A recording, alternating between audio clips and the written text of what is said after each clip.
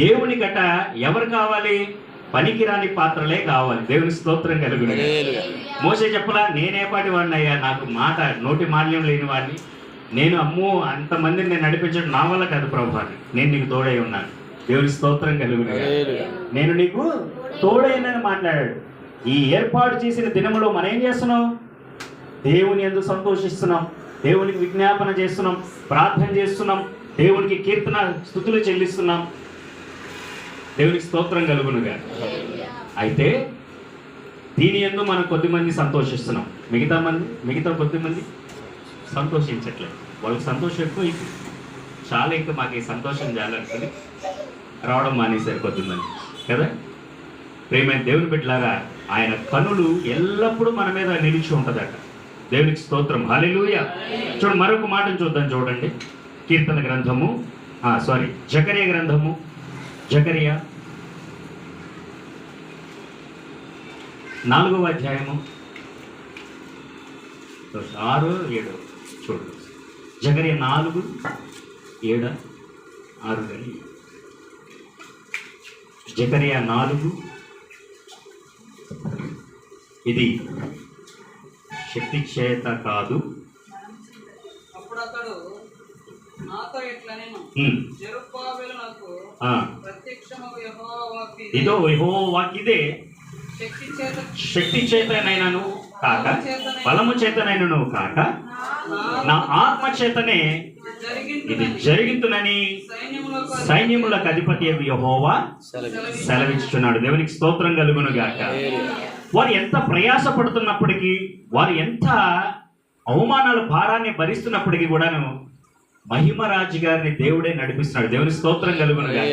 వారి శక్తి కాదు, వాళ్ళ బలం కాదు, వాళ్ళ పేరు కాదు, వారి ఖ్యాతి కాదు, వారి ఘనత కాదండి. కేవలం దేవుని ఆత్మే.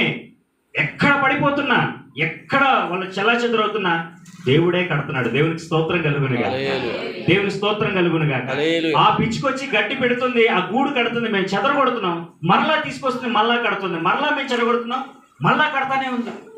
ప్రియమైన దేవుని బిడ్డలారా, చిన్న పక్షిలోనే దేవుడు అంత ప్రయాసను, అంత ప్రయత్నాన్ని, అంత భారాన్ని పెట్టి తన పిల్లల కొరకు చిన్న గూడు ఉండాలి, ఈ వర్షాకాలంలో నా పిల్లలతో ఎక్కడ ఉంటానని చిన్న పక్షి అంత చక్కగా ఆలోచిస్తుంటే, దేవుడు మనుషుడికి ఎంత జ్ఞానం ఇచ్చాడు. తన స్వహస్తాలతో తన స్వరూపమందు చేసుకున్న మనుషుడికి దేవుడు ఎంత జ్ఞానం ఇచ్చి నశించిపోతున్న ఆత్మలను రక్షించుటకు. చూడండి ప్రియమైన దేవుని బిడ్డలారా, ఈ ప్రాంతం అంతటికి కూడా ఇదే చివరి ప్లేస్ కదా. ఈ ప్రాంతం అంతా దాటి ఇక్కడి నుంచి వెళ్ళాలి, లేదా ఈ ప్రాంతంలోకి వెళ్ళాలంటే ఇది దాటి వెళ్ళాలి. దేవుని స్తోత్రం కలుగునుగా. చాలా మంచి ప్లేస్ లో దేవుడు మందిరాన్ని ఇచ్చే చూసారా. ప్రైజ్ ది లార్డ్, హల్లెలూయా. దేవుడు ఎంత జ్ఞానవంతుడు అంటే, ఈ ప్రాంత ప్రజలు వాళ్ళు పడుతున్నటువంటి ప్రయాస, వాళ్ళు చేస్తున్నటువంటి ప్రార్థన ఈ శబ్దయంత్రం ద్వారా వినాలని ప్రాంతంలో దేవుడు మార్గ మధ్యలో ప్రతి ఒక్కరు ఇటు వెళ్ళాలి, లేదా అటు నుంచి అయినా వెళ్ళాలి కంపల్సరిగా. ఆ వెళ్తున్నటువంటి మార్గంలో ఈ శబ్దయంత్రం ద్వారా ప్రజలు వినాలి, ఏంటి ఇక్కడ, ఏం జరుగుతుంది ఇక్కడ అని వాళ్ళు గ్రహించాలని దేవుడు ఈ స్థలంలో వీరికి మందిరాన్ని ఇవ్వడం జరిగింది. దేవునికి స్తోత్రం కలుగునుగా. ప్రియమైన దేవుని బిడ్డలారా, వాళ్ళు ఎంత శక్తితో బలముగా మేము నిలబడాలి అనుకుంటే నిలబడలేరు, కానీ పరిశుద్ధాత్మ దేవుడు వాళ్ళు నిలబెట్టారు. దేవునికి స్తోత్రం కలుగునుగా. దేవునికి స్తోత్రం కలుగునుగా. ప్రియమైన దేవుని బిడ్డలారా, చూడండి, వీరిని ఎందుకు పిలిచాడు దేవుడు, ఎందు నిమిత్తం పిలిచాడు. వీరికంటే ఘనులు లేరా, వీరికంటే జ్ఞానవంతులు లేరా, వీళ్ళకంటే వ్యాపారస్తులు లేరా, వీళ్ళకంటే ధనవంతులు ఈ ప్రాంతంలో లేరా, వీళ్ళకంటే గొప్ప సేవకులు లేరా? ఎందుకు లేరు అంటే, చాలామంది ఉన్నారు ఈ ప్రాంతంలో. ఒక సేవకుడైతే ఈ ప్రాంతంలో నేను పరిచర్య ప్రారంభించాలని దేవుని ఆత్మచేత బలంగా ప్రేరేపించబడి అక్కడ నడిపిస్తూ ఉంటే ఒక సేవకుడు వచ్చి, వందనాలు పాస్టర్ గారు అన్న. వందనాలండి అన్నాడు. మీరు ఎక్కడా అన్నాడు. మేము పలానా చోట అండి, నేను అక్కడ పుట్టి పెరిగాను, పలానా ప్రాంతం అంటే. మరి అక్కడ సేవ చేసుకోవచ్చు, ఎక్కడికి వచ్చి సేవ చేస్తున్నాడు నువ్వు అన్నాడు. దేవుని స్తోత్రం కలుగునుగాక. ఈ ఆలోచన నాకు రాలేదండి, నా ఆలోచనతో ఇక్కడికి రాలేదు, దేవుని ఆలోచనతో వచ్చా. దేవుని స్తోత్రం కలుగునుగా. మీ ఆలోచన అలా ఉందేమో, మీరు చేస్తున్న చోట మీరు చేసుకోండి ప్రభు. దేవుని స్తోత్రం. దేవుడు నన్ను పిలిచాడు, ఇక్కడ సేవ చేయమన్నాడు. కొద్ది రోజులు ఇక్కడ సేవ చేయడానికి వచ్చాను అని చెప్పేసి అన్నాను. ప్రేమైన దేవుని బిడ్డలారా, కింద పడి లెగుస్తూ సేవ చేస్తుంటే, భారంతో సేవ చేస్తుంటే వెన్ను తట్టి నడిపించే వాళ్ళు చాలా అరుదు. అవమానంతోనూ నువ్వంతా సేవ చేసే పోటుగాడివా, నీకంత ఇది ఉందా అని చెప్పి మాట్లాడేవాడు చాలా చాలా అంటే చాలా. ప్రియమైన దేవుని పిల్లలు, ఎందుకంటున్నానంటే అంటే ఈ 2014 నేను రక్షించబడి ఇప్పటి వరకు ఆంధ్ర, తెలంగాణ, తమిళనాడు, కర్ణాటక ప్రాంతాలకు సేవకు వెళ్ళాను. హోసన్న మందిరం ఏసన్న గారికి ఆత్మీయ గురువు brother Sri Mohan C Lazarus గారు తమిళనాడు ప్రాంతంలో ఉంటారు.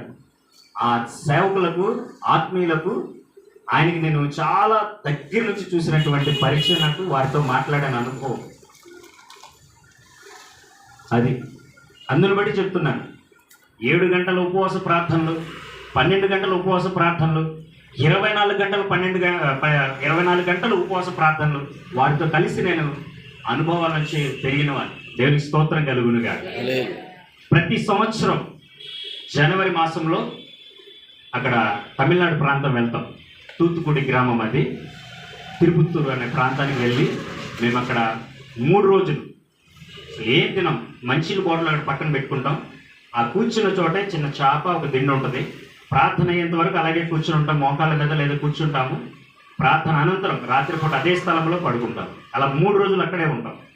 మరలా సెప్టెంబర్ మాసంలో అలాగే 3 రోజులు ఉంటుంది. సెప్టెంబర్ మాసంలో కూడా 3 రోజులు అలాగా దాదాపుగా నేను రక్షించబడి 4-5 సంవత్సరాలు ఆ అనుభవం గుండా వెళ్ళాను. దేవుని స్తోత్రం కలుగును గాక.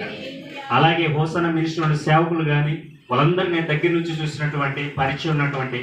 ఎందుకు చెప్తున్నంటే ప్రియమైన దేవుని బిడ్డలారా, దేవుని ఏర్పాటు లేకుండా ఒక వ్యక్తి అభిషక్తుల దగ్గరికి వెళ్ళలేడు. దేవుని స్తోత్రం కలుగునుగా.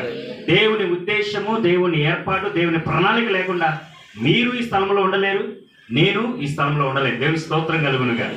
చిన్నపాటి ఉద్యోగం చేస్తూ పరిచర్య చేస్తున్నాను, సేవ చేస్తున్నాను. ఇక్కడికి వచ్చే ముందు కూడా నాకు టెన్షన్, కరెక్ట్ టైంకు నేను అక్కడ మెసేజ్ టైంకి నేను వెళ్ళగలనా లేనా, ప్రభా మీ చిత్తం నాయనా, ప్రభా మీ ప్రణాళిక ఏంటి, మీ ఉద్దేశం ఏంటని మీ దేవునికి అప్పచెప్పాను. వర్క్ చేస్తూనే దేవుడు ప్రార్థన చేసుకుంటూ ఉన్నాను. వాక్యాన్ని కూడా నేను ప్రిపేర్ అవ్వలేదు. ప్రభా మీరే నాకు వాక్యాన్ని, నాకు నా నోటిని మీరే వాడుకోండి అని స్థలానికి వచ్చి చిన్న మోకరించి ప్రార్థన చేస్తున్నాను.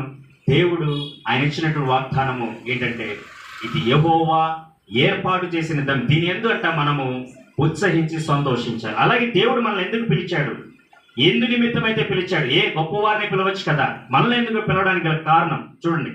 1 కొరింథీయులకు రాసినటువంటి పత్రిక, ఈ నేను ముగించబోతున్నాను నా మాటలు కొద్ది నిమిషాల్లో. 1 కొరింథీయులకు రాసినటువంటి పత్రిక 1వ అధ్యాయము 26వ వచనం చూద్దాం. కొరింథీయులకు రాసిన మొదటి పత్రిక, సహోదరులారా మిమ్మల్ని పిలిచిన పిలుపుని చూడుడి, మీలో లోకరీతిని జ్ఞానులైనను ఘనులనైనను గొప్ప వంశపు వారినైనను అనేకులు పిలవబడలేదు గాని, ఎస్ ఈ జ్ఞానులను చదవండి, దేవుని ఎదుట ఏ శరీరియో దేవుని ఎదుట అతిశయింపకుండునట్లు జ్ఞానులను సిగ్గుపరచుటకు ఈ లోకంలో నుండి వెర్రి వారిని దేవుడు ఏర్పరచుకున్నాడు. చాలు. ఈ వాక్యం చదివిన వెంటనే ప్రియమైన దేవుని బిడ్డలారా నేనే గుర్తొచ్చాను. ఆ వాక్యం చదువుతున్నప్పుడు నాకు నేను అర్థంలో చూసుకున్నాను. రైట్, నా సొంత రక్త సంబంధికులే, నా అన్నదమ్ములు నక్క చెల్లె, నువ్వు వెర్రివాడివిరా, ఈ లోకంలో బ్రతకలేవు, నీకు అసలు బుర్ర లేదు, నువ్వు దేనికి పనికిరావు, యు అన్ఫిట్, నువ్వు అసలు బతకడమే కష్టం అని నా వాళ్ళే అన్నారు. ప్రియమైన దేవుని బిడ్డలారా నా వాళ్ళే అన్నారు. అయితే దేవుడు నా తల్లి గర్భంలో 3 నెలలు పిండంగా ఉన్నప్పుడు